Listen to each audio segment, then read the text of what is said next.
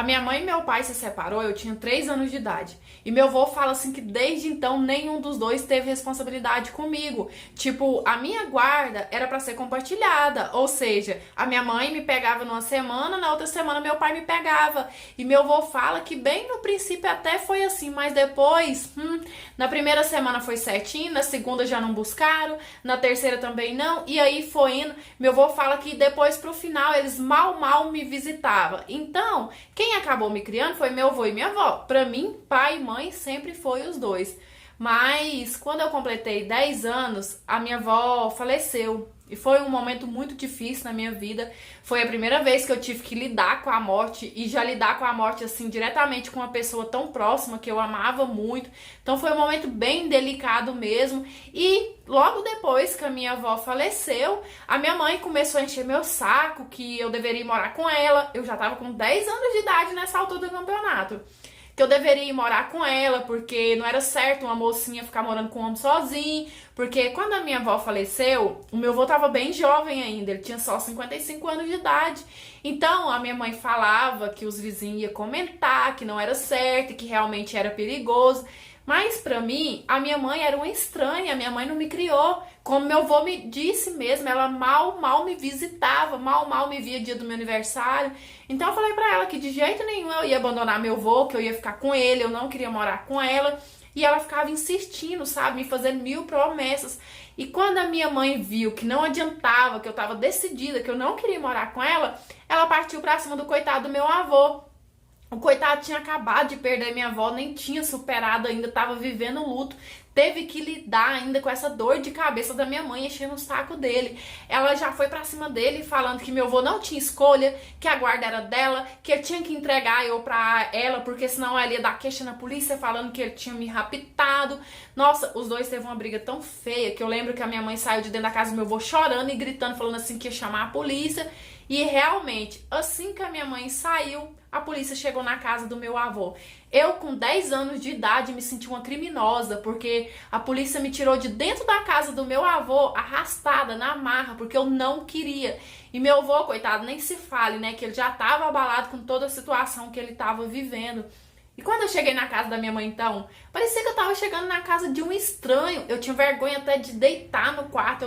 Eu não tinha intimidade nenhuma com ela, nem com a casa dela. Então foi muito difícil.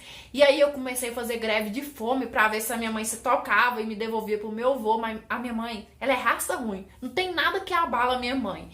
Depois eu tentei fugir de casa, mas ela tava com marcação cerrada. E aí, pro resto, eu já tava até desistindo, tava me conformando que eu ia ser obrigada a viver com ela. Quando meu avô decidiu entrar na justiça para pegar a minha guarda, o que não seria tão difícil, porque todos os vizinhos dele podiam testemunhar a favor, porque eles acompanhou que meu avô que me criou, né, sempre foi meu avô e minha avó, até minha avó falecer. E aí, tudo tava dando certo pro meu avô, e quando foi a última audiência para poder decidir com quem ia ficar a minha guarda, o juiz decidiu me chamar, porque eu já tava quase completando 11 anos, então eu já poderia dar a minha opinião, né, que facilitasse o juiz tomar a decisão final. E aí eu fui. Chegou lá, o juiz começou a me fazer um monte de pergunta, falou assim, quem me criou? A primeira pergunta dele foi quem me criou. E eu falei a verdade, meu avô. E aí ele começou a perguntar como que era a minha convivência com meu avô, se meu avô era agressivo, se ele já tinha me batido. Meu avô nunca encostou o dedo em mim. Gente, eu acho que tá pra nascer nesse mundo uma pessoa mais calma e paciençosa igual o meu avô. E aí depois disso, o juiz começou a perguntar se meu avô não tinha mania estranha, do tipo ficar querendo me dar banho ou ficar querendo trocar de roupa. Hoje em dia eu sei, né, que ele queria saber se meu avô já não tinha me molestado, mas nunca.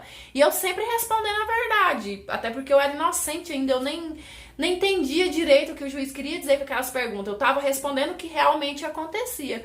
Foi quando o juiz resolveu dar a guarda pro meu avô, porque o juiz viu que pai meu era o meu avô. O meu pai, ele mal sabia responder as perguntas sobre mim, porque ele nem me conhecia direito.